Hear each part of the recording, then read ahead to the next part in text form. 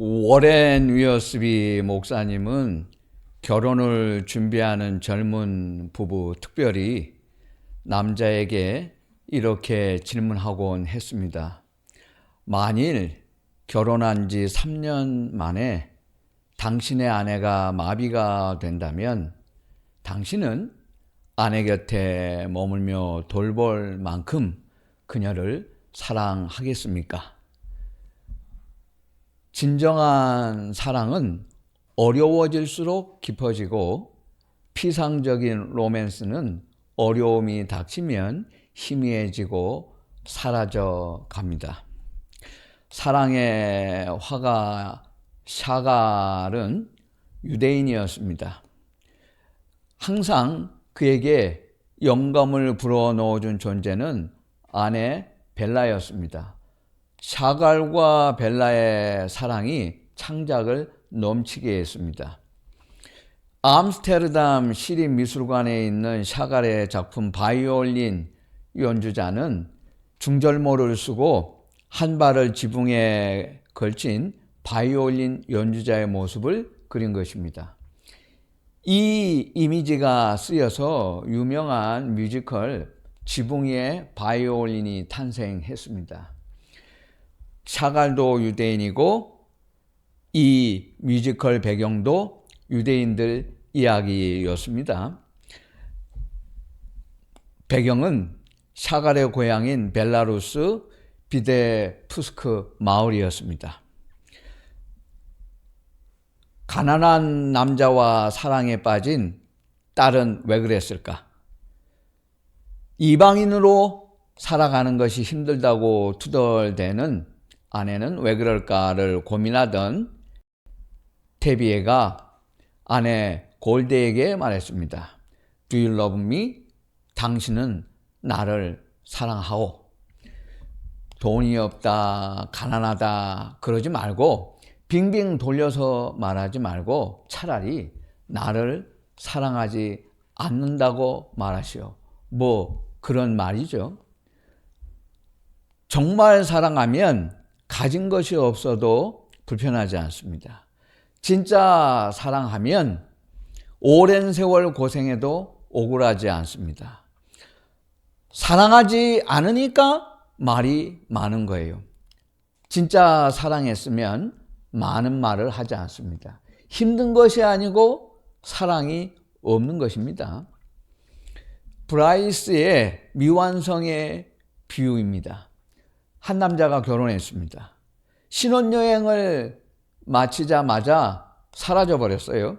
집을 나갔습니다. 몇 달 뒤에 다시 돌아왔어요. 아내가 화를 냈습니다.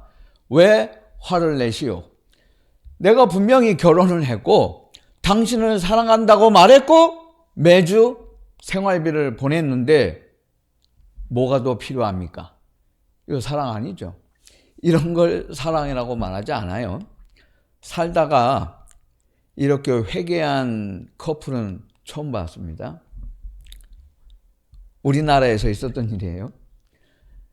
결혼을 했어요. 그런데 아내가 남편이 자기 집 화장실을 못 쓰게 합니다. 그럼 어떻게 하라고? 밖에 나가가지고 공중 화장실 쓰라는 거예요. 헬스장 화장실 쓰래. 집에서는 절대 화장실 쓰지 말래. 만약 공중 화장실이 막히면 헬스장의 문이 닫히면 그때만 특별하게 허락해서 자기 집 화장실 써. 뭐 이런 여자가 다 있어. 어떻게 살라는 거야? 그거 죽으라는 이야기지. 왜 그래요? 그러니까 이 여자는 남자를 사랑하지 않는 거죠. 그러니까 사랑하면 이렇게 안 되는 거죠. 그럴 수가 없잖아요. 아랍 사람들의 문화입니다. 남성이 여성에게 사랑을 느낄 때마다 팔찌를 하나씩 선물해요. 그러니까 여성은 사랑 받는다고 느낄 때마다 팔찌 하나를 얻습니다. 사랑받는 여자는 내 돈 주고 팔찌나 보석이나 반지를 살 필요가 없어요. 왜? 사랑받고 있을 때 내가 가만히 있으면 받으니까, 사랑하는 사람에게 주니까 받습니다. 내가 살 필요 없어요. 만일 내가 내 돈 주고 사는 것이라면 그건 사랑의 표시가 아니라고 합니다. 그거는 가짜고 무의미한 거예요. 남편의 사랑을 받지 못하고 있는 여성들이 사랑받지 못하고 있는데 사랑받는 것처럼 하려고 샤넬, 디올, 구찌, 프라다, 에르메스 이런 거 들고 다니는 거예요. 실제로는 아주 불행하거든요. 행복하면 그런 거 안 가지고 다녀요. 가격이 높을수록 명품 백을 좋아할수록 많이 좋아할수록 그 여자 엄청 불행하게 살고 있어요. 하나도 행복하지 않거든요. 행복하지 않은데 행복한 것처럼 보여야 되잖아요. 이웃에게, 친구들에게. 그러니까 그런 거 들고 다니는 거예요. 허영이죠. 여기를 봐도 저기를 봐도 사랑이 없습니다. 사랑이 아닌데 사랑이라고 우기는 사람들이 많아요. 큐피드는 사랑을 믿지 않는다. 큐피드의 사랑은 사랑이 아니니까. 그거 당연하죠. 그건 가짜잖아요. 사랑이 아닌데 사랑하지 않았으면서 사랑이라고 사랑했다고 억지를 부리는 사람이 많습니다. 사랑의 기준은 변하지 않습니다. 하나님이 말씀하신 사랑이 지금이라고 달라지겠습니까? 예수님께서 사랑이라고 말씀하신 것이 2000년 지났다고 해서 달라지겠어요? 예수님께서 사랑이라고 말씀하신 것은 지금도 사랑입니다. 예수님이 사랑이 아니라고 말씀하신 것은 지금도 사랑이 아니에요. 성경이 사랑이 아니라고 말한 것은 우리 시대에도 사랑이 아닙니다. 성경이 사랑이라고 말한 것은 우리 시대에도 여전히 사랑이에요. 사랑이 무슨 사랑이라는 게 그때는 사랑이었다가 지금은 사랑이 아니다. 그런 게 어디 있어요? 그건 사랑이 아니에요. 변하지 않고 달라지지 않는 것만이 사랑입니다. 옛날에는 사랑이 아니었지만 지금이 사랑이다? 그런 거 없어요. 동거하는 거 사랑 아니에요. 생명을 빌려주고 결혼하지 않았는데 생명을 만든다? 그 사랑 아니에요. 옛날에 아니었는데 지금은 사랑이다? 웃기는 이야기 하지 말라고 하세요. 그건 그 사랑이라고 말하지 않아요. 사랑의 기준은 변하지 않아요. 하나님께서 옛날에 2000년 전에 4000년 전에 이것만 사랑이다라고 말씀하셨으면 그건 변하지 않아요. 지금도 그것만이 유일하게 사랑일 수 있어요. 남을 위해 당신의 모습을 바꾸지 마세요. 여자를 위해서 자신을 바꾸지 마세요. 남자를 위해서 자신을 바꾸지 마세요. 라이프 스타일 전문가들은 남을 위해 자신을 바꿀 필요는 없다고 말합니다. 만일 내가 저 여자라면 이 사람이 나를 사랑할 거야. 누군가가 나를 사랑하게 하려고 자신을 바꾸는 건 사랑이 아닙니다. 왜냐하면 사랑하는 관계는 꾸미지 않고 진실해야 하니까. 그러나 있는 그대로 사랑하는 것만이 전부는 아닙니다. 사랑은 느리고 다듬고 맞추는 노력이기도 해요. 그래서 사랑은 의지가 있어야 하고 노력하는 것입니다. 왜냐하면 다른 걸 맞춰야 하니까 조절해야 하고 조정해야 하고 다듬어져야 진정한 사랑일 수 있습니다. 진정으로 사랑하고 진정으로 사랑받으면 변해요. 바뀌어요. 자신이 바뀌지 않는 게 아니에요.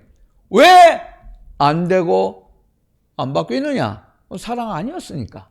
사랑하고 사랑받으면 참사랑이라면 변해요. 사랑하면 상대를 바꾸지 않고 내가 바뀌어요. 사랑할 때 파트너를 바꾸는 것이 아니라 내 자신이 먼저 변해요. 사랑하면 6가지가 변한다고 합니다. 사랑을 제대로 하면 첫 번째, 관심사와 취미가 변합니다. 사랑하는 사람이 좋아하는 것에 관심 갖게 돼요. 그런데 사랑한다고 하면서도 여전히 내가 좋아하는 것에, 내가 좋아하는 취미만 좋아한다. 그 사람 아직 멀었어요. 그 사랑 모르는 거예요. 그 사랑할 줄 모르는 거예요. 사랑하면 내가 아니고 저 사람이 기준이에요. 저 사람이 좋아하는 것 나도 좋아하게 되고, 저 사람이 좋아하는 취미를 나도 좋아하게 돼요. 그건 당연한 거예요. 그건 설명이 필요 없어요. 내가 좋아하는 것보다 파트너가 좋아하는 음식을 좋아하게 되고, 파트너가 좋아하는 음악, 파트너가 좋아하는 운동을 선택해요. 그러니까 내가 좋아하는 거 선택하고 내가 먹고 싶은 것만 먹는다? 그런 인간은 사랑할 줄 모르는 인간이에요. 내가 먹기 싫어도 파트너가 좋아하면 먹어요. 억지로 먹는 게 아니고 즐겁게 먹어요. 사랑하면 체질도 바뀌어요. 두 번째, 사랑하면 옷차림과 헤어스타일이 변합니다. 사랑하면 긍정적인 방식으로 취향이 변해요. 왜? 사랑하니까. 사랑하는 파트너에게 지저분하게 보여주고 싶은 사람이 있어요? 그런 사람 없어요. 있다면 그건 사랑 안 하니까. 상관없으니까. 사랑하거나 말거나 받거나 말거나 그러면 마음대로 하는 거예요. 세 번째, 습관이 변합니다. 사랑하는 사람을 빨리 보고 싶어서 아침 일찍 일어나요. 잘 먹고 몸도 관리하게 됩니다. 파트너가 시간과 약속을 잘 지키면 자극을 받아요. 파트너를 위하고 나쁜 행동 패턴을 고칩니다. 네 번째, 사랑하면 성향이 변합니다. 내향적인 사람은 사교적으로, 사교적인 사람은 내향적으로 움직여서 서로 가까이 합니다. 성격이 급한 사람은 늦추고 느린 사람은 서둘러서 보폭을 맞추는 게 사랑이에요. 다섯 번째, 사랑하면 거주지가 변합니다. 너무 먼 곳에 사랑하는 사람이 있으면 함께 할 수 있는 방법을 찾습니다. 파트너가 있는 곳으로 갑니다. 장거리 해외여행도 하고 마다하지 않습니다. 국적도 바꿔요. 왜? 사랑하니까. 그 어떤 장애물도 문제되지 않습니다. 여섯 번째, 사랑하면 미래에 대한 생각이 변합니다. 사랑을 위해 내 꿈도 희생할 수 있어요. 얼마든지 포기할 수 있어요. 왜? 사랑하니까. 숭고한 희생입니다. 로즈가 희생하지 않았다면 로댕은 절대로 성공하지 못했습니다. 로즈가 희생했고 자기 꿈을 포기했기 때문에 로댕은 성장할 수 있었고 성공할 수 있었습니다. 바울에게는 데살로니가 형제들에게는 반대자들이 있었습니다. 바울과 데살로니가 사람들을 극렬하게 반대하는 사람들이 있었어요. 유대인들입니다. 그들은 바울과 데살로니가 교회 형제들을 시기해서 폭도를 모았습니다. 폭동을 일으켰습니다. 그래서 바울과 실라 일행은 쫓겨났어요. 베레아로 갔습니다. 다시 에덴으로 갔고 에덴에서 고린도로 갔어요. 고린도에서 바울은 데살로니가 형제들의 소식을 기다리고 있었습니다. 그때 고린도에서 쓴 편지가 데살로니가 성경이에요. 이 도시에서 저 도시로 바울을 따라다니면서 유대인들이 괴롭혔습니다. 바울은 그들의 증오에도 불구하고 그들을 사랑하는 법을 배웠어요. 그게 오늘 성경입니다. 내용이에요. 그는 세 가지를 간절히 기도합니다. 바울은 무엇보다 사랑하는 데살로니가 형제들을 다시 만날 수 있기를 간절히 바랐습니다. 그들을 섬기고 그들의 믿음이 성숙할 수 있도록 돕고 싶었기 때문입니다. 교회에는 믿음이 미숙한 사람도 있고 믿음이 성숙한 사람도 있어요. 모든 교인이 100명이든 1000명이든 다 한 사람처럼 똑같이 잘 믿을 수는 없어요. 그런데 어떤 사람들은 교회에 오면 이 사람은 잘한다, 저 사람은 못한다, 이런 비판만 하고 앉아있는 사람이 있어요. 이런 사람이 있으면 교회에 부응하겠어요? 믿음이 연약한 사람이든 믿음이 좋은 사람이든 어떤 사람이라도 교회에 오는 사람에게 내 얼굴 표정은 똑같아야 돼요. 변함이 없어야 하고 한결같아야 돼요. 믿음 좋은 사람이 오면 밝고 믿음이 연약한 사람이 오면 찡그리고 이딴 믿음을 가지고 신앙생활해요. 그거 예수 믿는 사람 아니에요. 배척하는 마음을 가지고 있는 사람은 안 돼요. 그런 사람은 항상 자신을 회개할 줄 알아야 돼요. 꼭 고쳐야 돼요. 억지로 끌고 갈 수는 없어요. 그러나 오는 사람은 언제나 수용하는 마음, 받아들이는 마음이라 해야 돼요. 그건 사람이 다 알 수 있고 느낄 수 있어요. 그 배척하는 교회는 그 못된 교회예요. 그러면 안 돼요. 어떤 사람이 와도, 믿음이 부족한 사람이 와도, 미숙한 사람일지라도 늘 처음 보는 것처럼 한결같은 마음으로 수용할 때 그 교회가 성장하는 거예요. 왜 안 되느냐? 자기와 똑같은 사람만 기대하는 사람들, 그런 사람들 때문이에요. 그렇지 않아요. 교회 안에 모든 약하고 연약하든 또한 믿음이 좋은 사람이든 우리는 그들을 늘 사랑하는 마음으로 대해야 합니다. 그것이 교회가 첫 인상으로 보여줄 수 있는 얼굴이에요. 바울은 사랑이 더욱 풍성해지기를 바랐습니다. 사랑이 더욱 넘치게 하사. 어려울 때 이기심이 찾아올 수 있어요. 고난의 시기는 이기심의 시기입니다. 사람들은 어려워지면 벽을 쌓고 자기를 차단해요. 요구사항이 많아지고 자기 중심적이게 됩니다. 어떤 사람들은 스스로 차단하지만 어떤 사람들은 다리를 놓고 주님과 그분의 사람들에게로 가까이 갑니다. 사랑만큼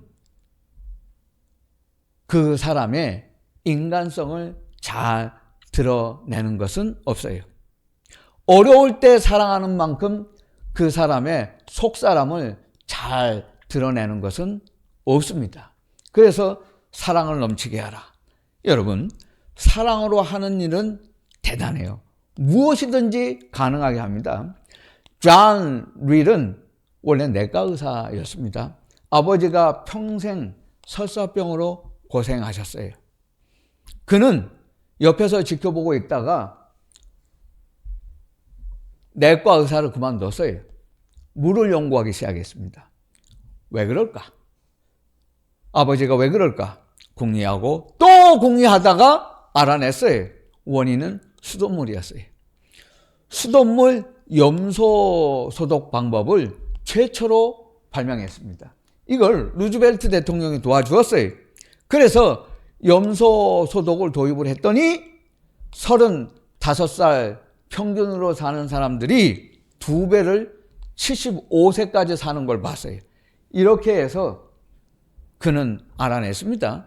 사랑으로 하면 엄청난 결과가 있어요. 포드는 어머니 임종을 지켜보지 못했습니다. 오다가 마차가 사고 났거든. 마차가 너무 느려 터져서 제 시간에 도착을 못했습니다. 이것 때문에 어머니를 생각하고 어떻게 하면 내가 사람들이 조금이라도 제 시간에 갈 수 있도록 만들 수는 없을까 하다가 차를 현대화시켰고 대중화시켰습니다. 그래서 정말이지 자동차 왕이 됐잖아요. 여러분, 사랑으로 하다가 위대한 작품이 나와요. 사랑으로 하다가 철학이 나왔고 사랑으로 하다가 위대한 신학이 나오기도 했습니다. 어거스틴의 모든 신학은 사랑에서 나왔어요. 그가 사랑을 깨달았고 사랑하다가 삼위일체 교리를 만들었고 그가 하나님은 완전히 하나님이시고 신이시고 완전히 사람이시기도 하다. 하나님의 말씀은 정확무오하다. 성경은 66권이다.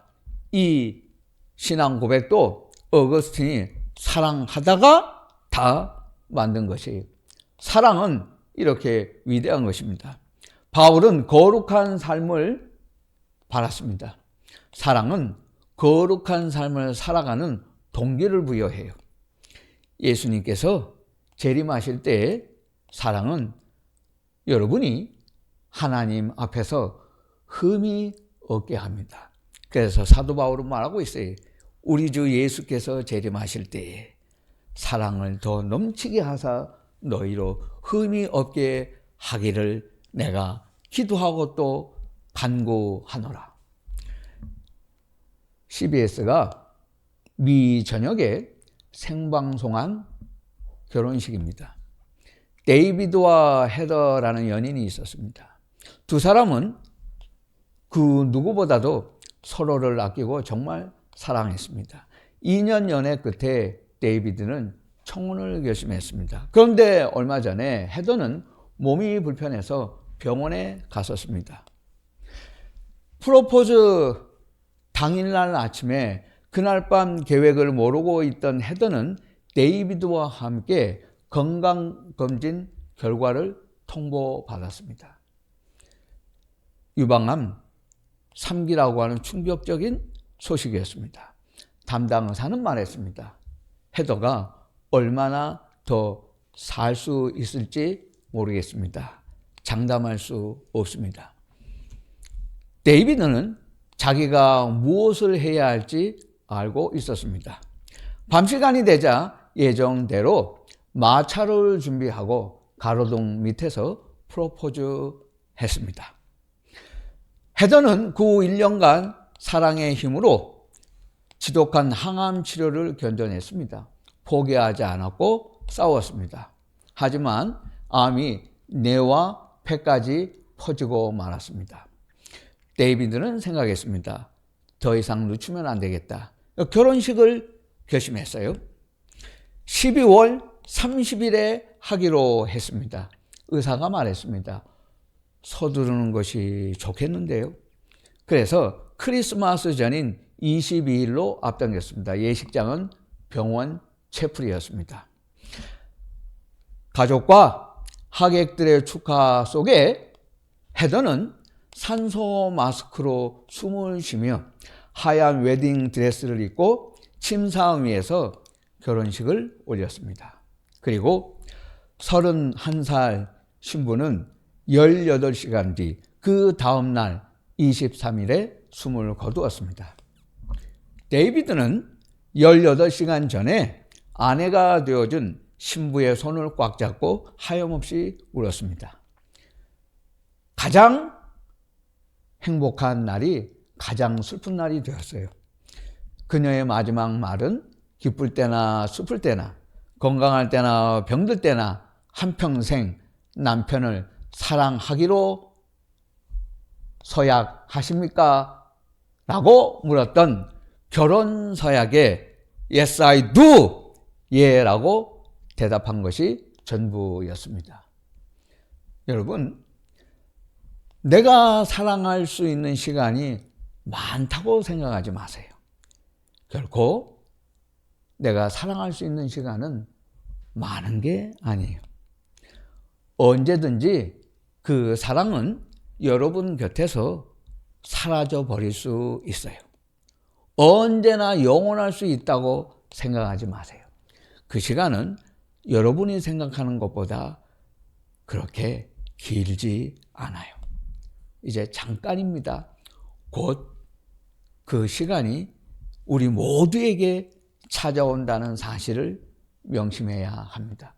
이것을 알고 사랑해야 하고 사랑을 제대로 해야 하고 사랑이 깊어져야 합니다. 여러분, 내가 가장 소중히 여기는 사람, 사랑하는 사람과 미래를 그리고 있습니까?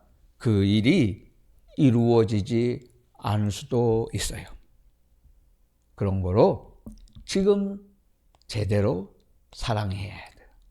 내가 가장 사랑하는 사람, 내가 가장 사랑하는 가족, 내가 가장 사랑하는 파트너, 내가 가장 사랑하는 동료, 내가 가장 사랑하는 성도들과 지금 그 무엇보다도 사랑하기를 힘쓰고 애써야 합니다. 모든 것을 인생에서 여기에 걸어야 해요. 예수님의 뒷모습이라고 하는 그림이 있습니다. 요한복음 8장에 보면 우리가 알잖아요. 예수님은 바리새인들을 향해서는 죄 없는 자가 먼저 돌로 치라. 여인을 향해서는 다시는 죄를 짓지 말라고 말씀하셨다는 것으로 알고 있습니다. 그런데 이 작가는 상상력이 있어요. 예수님을 그렸는데 예수님의 등을 돌리고 서 계십니다. 예수님은 여인을 보지 않고 말씀하셨어요. 왜 그랬을까? 여인이 부끄러워할까 봐. 예수님은 그 여인의 얼굴을 보지 않고 등을 돌리고 서서 말씀을 하셨습니다. 사랑은 수치를 가려주는 것이고 허물을 덮어주는 것이, 그것이 사랑이에요. 보지 않는 것이 사랑이에요. 보는 사람은 그 사랑을 아직 모르니까, 사랑하지 않기 때문에 보는 것입니다. 예수님은 이렇게까지 사랑하셨어요. 성도 여러분, 우리가 사람들을 그리스도께 인도하는 것만으로는 충분하지 않아요. 그들을 사랑하게 가르쳐야 하고 사랑하는 사람으로 만들어야 하고 먼저는 내가 사랑하는 자가 돼야 합니다. 오늘 성경은 말하고 있습니다. 진정한 사랑은 믿는 사람들에게만 나타나는 것이 아니에요. 피차간에, 그리고 모든 사람에게 나타나야 사랑일 수 있습니다. 니체는 기독교에 저항했어요. 간디는 영국에 저항했습니다. 아라파트는 이스라엘에 저항했어요. 만델라는 백인에게 저항했고, 마르크스는 자본주의에 저항했고, 나폴레옹은 상류 귀족들에게 저항했습니다. 그런데 문제가 어디 있었습니까? 그들은 저항했지만 사랑은 하지 않았어요. 예수님은 유대 종교와 사내들인과 헬라와 로마 모든 세속적인 생각들에 저항하셨고 죄악에 저항하셨어요. 세상을 대하여 저항하셨습니다. 그러나 예수님은 저항하는 상대를 사랑하셨습니다. 우리도 이같이 사랑할 것입니다.